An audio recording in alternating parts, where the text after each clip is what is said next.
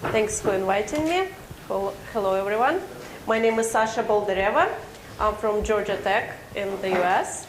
So today and tomorrow we'll be talking about searchable encryption, and I will start with a brief introduction to this topic, which I'm very interested in. I like it. I think it's important nowadays.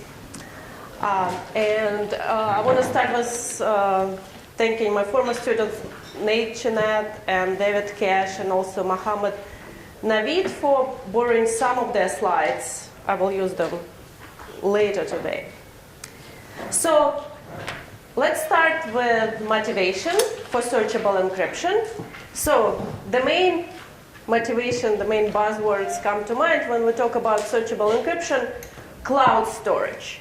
So, which is a very hot topic these days. Why? Because outsourcing data is very, very popular. Because users now have massive amount of information and they want to access it from various devices, from different places, different devices, and it's convenient to store all the data somewhere in one place where it's accessible, in the cloud, for example, and also you can outsource data management to some data storage providers. So I have a couple of graphics explaining how cloud computing and storage works. This is one, and this is another good slide explaining everything about it. So a little bit more seriously, so we have various cloud storage providers nowadays. And so let's think, so what do they offer? They offer to store your data, and data can be of different types: pictures, files, documents, music, email, and so forth, on a remote server. So in a little bit more abstract manner, so what is the setting? So we have a remote server which stores your data. As I said, it can be different format: general file format, Google Docs, and so relational databases, that's very common, or any specific formats, emails, and etc. And what do we want? So the owner of the data need to be able to, in the first place, submit the data to the server, and later query the server, ask the server to return certain parts of the data the user is interested in the moment, and the user also need to be able to add more data to the server. Okay, so that's the setting. And of course, we often care about security, because the data can be sensitive, confidential, and sometimes security may be even required by law. For example, for medical data, there are HIPAA rules in the US.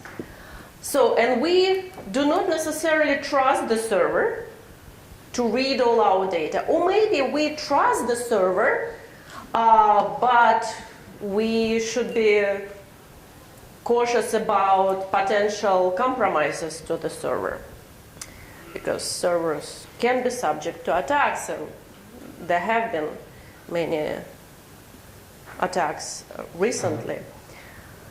Okay, so we need security, and whenever we need security of the data, so before I said that, so briefly, what do we want? And informally, we want search functionality. We want to search the data. We want to do it efficiently, because we're really talking about practical applications, and we want security.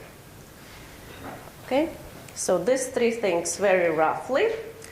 Whenever we want security of the data, the first thing which comes to mind is what? Encrypting the data, right? Using encryption. We have the tools. So what is the problem here? Well, the problem here is that if you just take some off-the-shelf encryption scheme and encrypt all your data For example, if we're talking about the relational database, we can, let's say, we encrypt each field independently with some secure, good encryption scheme. And the symmetric key setting, we can use, let's say, AES block cipher and, let's say, CBC encryption mode. It's known to be good secure encryption scheme. We can encrypt each field, send it to the server, and the server, who doesn't know the key, only you would know the key, will have no idea no information about your data. That sounds good to this point, but the problem comes when we want to query the data. When the user wants to query the data, and let's say if it was some database of people names, and if the user wants to find all records corresponding to some particular name, if the user re-encrypts the data, the same name, let's say, and send it to the server, whatever stored on the server and what the user has, the encryption is so good it's not usable. Because the standard encryption, it's randomized. If you encrypt the same name twice, the ciphertext gonna be unrelated, and there's no way for the user or the server to relate the ciphertext. So good encryption, it's so good, it's not really functional in the way we want. You cannot, in general, compute on it. You cannot search on it just as is. So we need to do something more. So we can have security, but almost no functionality here. And as we will see later, these three properties, security, functionality, and efficiency, are always at odds with each other when we're talking about searchable encryption. So it's hard to balance. But we really want to find somewhat the right balance between security and functionality and efficiency. And a little bit more in what do we want. So as I said, we want practical solutions, we want efficiency. What does it mean? Usually we want search where on each query we do something faster than linear search, meaning we don't scan the whole document on each query. Because for practical, there are huge databases, terabytes of record size, and so the practitioners say there is no way we're going to really do linear search on the whole data. And we cannot do a lot of interaction and communication and computation to process the search. And at the same time, we will see we cannot have the greatest security probably, but we still want well-defined notions of security, and we want a scheme which probably satisfy these notions of security. So you probably all know about provable security. What does it mean? We want to have definitions of security and proofs by reduction. That scheme satisfy these definitions under some assumptions we trust. Okay, so let me continue with a very brief overview of existing solutions for searchable encryption without much detail, and then we'll talk about it. So oblivious wrap, it comes from now somewhat old work of Goldberg-Ostrovsky. So it is, in theory, applicable to the searchable encryption application because it has really good security. It hides that data, and what's even usually hard to do, it hides access pattern. The server cannot see which points, which records the user accesses on queries. But the problem is that it's not really efficient and requires quite large amounts of computation, storage, and multiple rounds of communication to process queries. There are somewhat more recent works, of course, on oblivious RAM, improving security and improving efficiency, most importantly, but still, so we have polylog overhead and communication and computation, and there are very big constants hidden in big O, so in practice, not really applicable for practical applications we focus on. And somewhat similarly, fully homomorphic encryption, again, in theory, it could solve the problem of searchable encryption, because with it you can compute on encrypted data, and again you would get very good security, but still, it seems it's far from being practical. So the research on somewhat practical, on practical searchable encryption, I can say the work by Sohn, Wagner, and Perec from 2000, it is much, much more practical searchable encryption scheme. And it uses very efficient computation, pretty much PRFs, block ciphers, only symmetric encryption. So in principle, it is fast, but if you look closer, and I'm not planning here to look at the details, but I'll tell you still, on each query, you need to scan the whole database. And so that's still considered not ideal for practitioners. They say, like, for large databases, it will not be practical. So with all these solutions, we have good security, well, still different form, but some very good security if we're talking informally, but efficiency is either very bad or not ideal. There are other class of searchable encryption schemes, which I would refer as index-based searchable encryption schemes.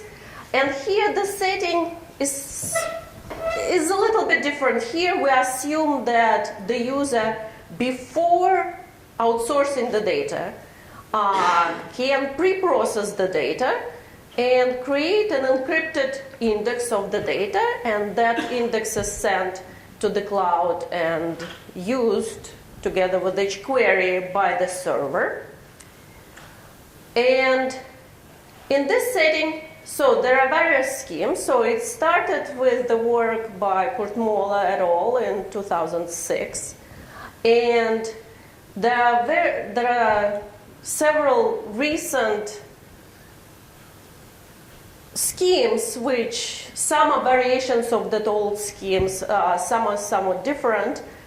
And I think this reference is somewhat broken. I think it's 2014, and there are not as many people. But yeah, sorry, there are many people. Actually, no, it could be right. There are several papers on this Blight-Sear searchable encryption scheme. So it could be right. So now it seemed odd somehow. But this works by Cash et al. So we have Hugo Krawczyk here, who is a co-author. He will tell you more about these schemes. So very briefly, these schemes achieve good security, and again, Hugo will tell you more about in what sense it's good security. It's good efficiency. They are really practical. They're built, they're tested, they work.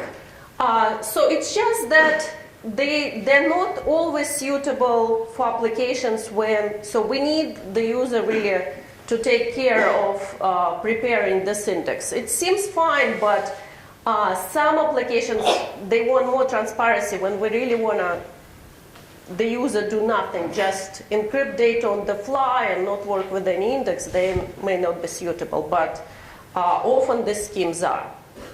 Okay, so you will see the details of these schemes later. So outside of crypto community, people worried about this problem too, and they came up with several ad hoc solutions. As I mentioned, standard encryption is randomized, and it doesn't work mostly for this reason, for searchable encryption. So people thought, okay, so why don't we just use deterministic encryption, right? So if randomized encryption doesn't work, and So I'll tell you how, but you probably already can see if we encrypt each field or each word, let's say, with deterministic encryption, then later to search, we can just re-encrypt the same word and submit it as a query, and the server will just find the same word. So I'll have slides on this later. And also, sometimes we want to do more, not just finding the same keyword we want, but doing more advanced queries, for example, sorting the data, or do range queries on alphanumeric data. And then they thought, what if we have order-preserving encryption, where ciphertext preserve the original order of the plain text? Then you could do things you did on plain text. You can sort ciphertext, you can do range queries by just, if encryption is deterministic and order preserving, you can just re-encrypt the range points and ciphertext preserve order, and this will allow you to do pretty much what you did on plain text. And I'll have slides about this. So these ideas, actually, they're not that bad. So you see that it seemed to work. We get functionality and efficiency pretty much like it was for plain text. The server does whatever it did on plain text, so this is great. Security, since this were not cryptographic work, security was not clear. You can see already it cannot be very strong, but the problem first, it wasn't defined. Later, there were follow-up works in the cryptographic community analyzing security of deterministic encryption and order-preserving encryption. And I'll talk about order-preserving encryption later today in more detail, and I'll briefly mention the story about the deterministic encryption now. Okay, so let's start about this. So first, let's assume the user does not prepare the index, just want to do basic keyword search. And so you probably already see how it works, but let's see that deterministic encryption can work. Okay, so let's say only the user or several users, they have the secret key. The server doesn't have any key. The user wants, let's say it's some kind of medical data. The user want to submit records of vital signs of some people. And so we have two fields, names and some other data, and the user encrypts it. Let's say we use deterministic encryption. And actually here, for the second field, if it's not searchable, we can use some strong semantic secure encryption. So the user just encrypts, and later, if the user wants to search for records of a particular person, the user just re-encrypts, encrypts the name. But since it's deterministic, the server will just be able to find the ciphertext very easily, probably using some data structure, whatever it uses, some search tree to index the data. So it will be efficient, and the server can return the whole record, and the user can decrypt the data it was looking for. So very simple, very efficient, and the nice thing, notice that it's a completely transparent solution in the sense there are no changes on the server required. The server doesn't even have to know the data is encrypted. The server just works just like with basic plain text. Okay? And you may notice that for this functionality, you don't really have to use deterministic encryption. Because to search, you just may use some deterministic tag, right? You just have to have some function when you process the word using the key, and then it can point you to the ciphertext or part of the ciphertext you're looking for. So if you don't have that field to be decryptable, you can just, for example, use some deterministic tag of the plain text. Okay?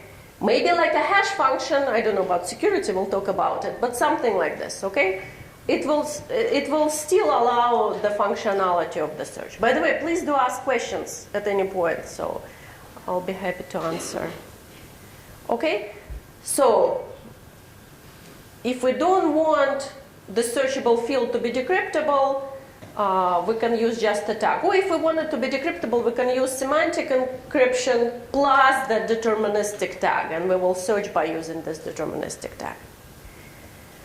Okay, before we answer the question, what is a good deterministic encryption or what deterministic tag scheme is, we need to talk about what security we're looking for. Or probably what's the best security we can get with this functionality, okay? So, I hope you're familiar with the standard INDCP security for encryption. Who doesn't know what indistinguishability and the chosen plaintext attacks are? Who doesn't know? Okay, you know, good. So notice that no INDCP scheme, no deterministic encryption can be secure INDCP scheme. Why? Because deterministic encryption leaks equality, and INDCP says it's not good. And so under INDCP, you know, the user makes pairs of queries, pairs of messages, and sees encryption in one case, encryption of the left message, in the other case, encryption of the right message. If encryption is deterministic, the user can always tell whether it's the left message is encrypted or the right message is encrypted by making pairs of queries, and just two pairs are enough here, so that on the left the messages are the same, and on the right the messages are distinct. And then looking at the two ciphertexts, if the ciphertexts are the same, the user knows it was the left message encrypted. And if the ciphertexts are distinct, the user would know that it was the right message encrypted. Which means no deterministic encryption is INDCP. And it's understandable because INDCP says no information is leaked. But here, for functionality, we want to leak equality. Okay, so but then what notion of security can we use for deterministic encryption? So we could use the PRF notion we use for security of block ciphers, but it may be a little bit of overkill because we don't necessarily need the whole ciphertext to look random, and we could modify DCP definition to be suitable for deterministic encryption, and in fact it was done by Bar-Ilan in 2002 when they defined the notion of security for data security of MACs, somewhat different, but the definition works. To make INDCP work, we just say, sure, if two messages repeat, you will be able to tell, so we just disallow repeated Wait, there is a graphic missing, I think. Or maybe not, no. So I guess we just use the same INDCP definition. We just say the adversary should make distinct messages. Or more precisely, the equality pattern of messages on the left should be the same as the equality pattern of messages on the right. And that the trivial attack I talked about will not be there. But besides equality, we're saying still everything should be hidden. Okay? And then it's suitable for deterministic encryption. Okay, so after we have this definition, whose, again, kind of intuition behind everything but equality is leaked. So, which schemes should we use if we want to use deterministic encryption? And there are two questions. If we want it to be really encryption, what encryption scheme can be used? If we don't care, if we want to use deterministic tag, by the way, the same notion of security will be suitable. What tag can we use? So for tag, it's somewhat easier. So any PRF function would work. And for example, HMAC, it's believed to be a PRF, and it would work. And in fact, that's one recommendation. But what if we want it to be decryptable? So, as I said, PRF notion can be fine, but what is the practical encryption scheme? Yeah, if each keyword is very short, just a block cipher would work. But let's say, what if my keyword doesn't fit in the block cipher? Then we need to use maybe some mode of operation, block cipher mode of operation, but which one? We have, as I said, we have CBC mode, we have counter mode, but they're known to be PRFs. Well, not with the counter, but with the random counter. But they're not deterministic, they're randomized, and this wouldn't work. So what if we need deterministic mode of operation. So if we fix the IVs, let's say we take the standard CBC scheme and fix the IV. Let's say the IV is always fixed at maybe even like all zero, so like it's not there. Then we get a deterministic mode of operation, right? But it will not satisfy the notion of definition I mentioned. Do you see why? Can someone see why? So maybe I don't have a slide, but let's say, so this is the standard, well, CBC mode. So we have a message blocks and we have a block cipher. And then we chain and so forth, right? So in the standard encryption, this is randomized. We don't want this, so maybe we just fix it to zeros. Basically, it's like it's not there. And then we just have this part. It's deterministic, it's searchable, but it's not secure under IND distinct CPA. Can you see why? Right, so we want nothing but equality of the whole message to be leaked, but this mode would leak equality of the prefixes. If the first block is the same, we will see it and we don't want this. So it's not quite good, right? So very good. So any idea how to fix this?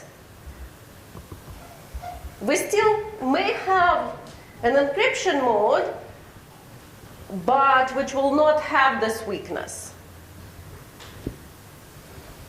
And it's not, the solution is not complex, that's why I'm asking, like, maybe you see an idea.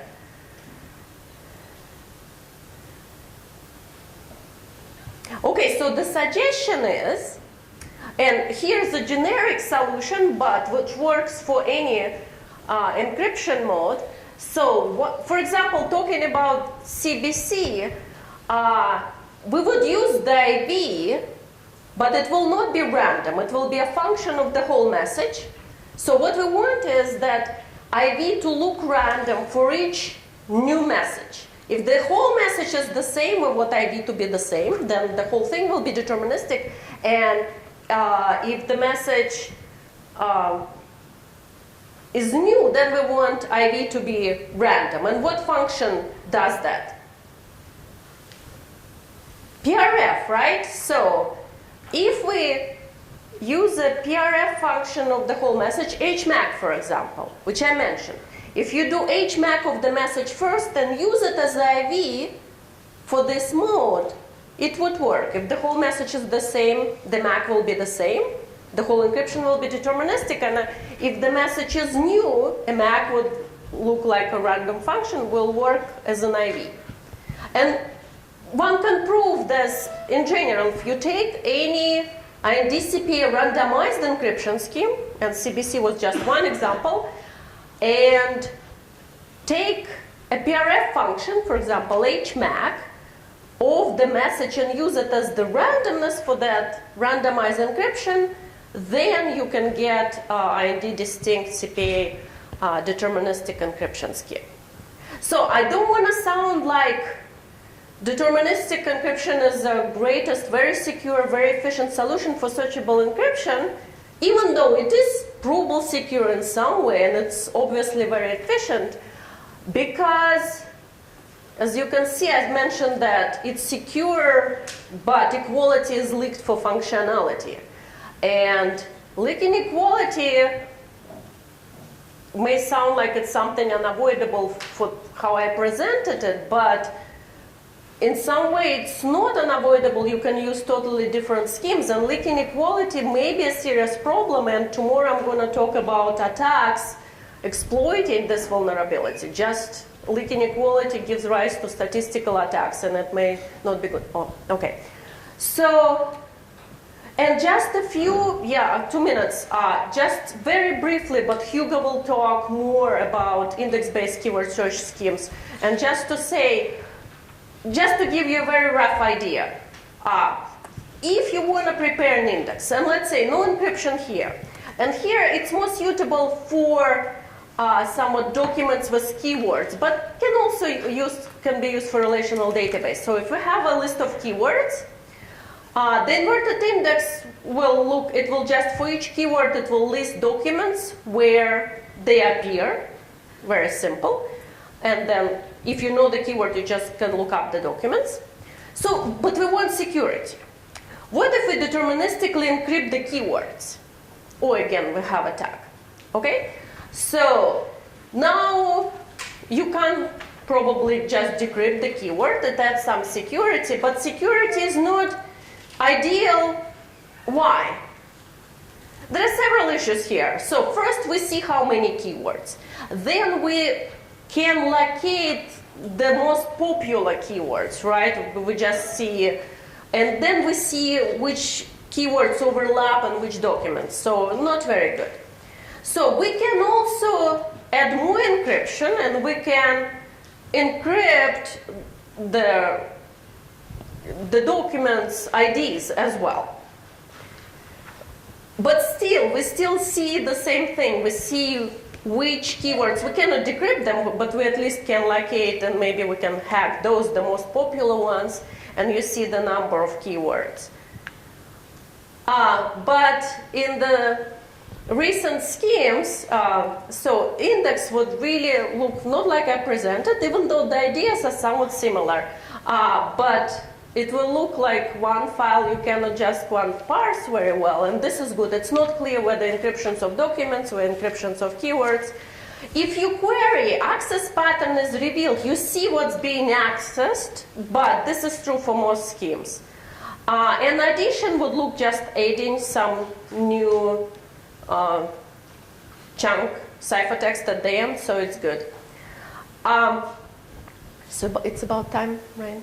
Okay, so that's basically my last slide. And again, Hugo, will you talk about the ideas of this? Then I can leave it because I'm running. Okay, so there are simple but neat ideas, which of course need a lot of work to build on to make it work, but we'll talk about this later.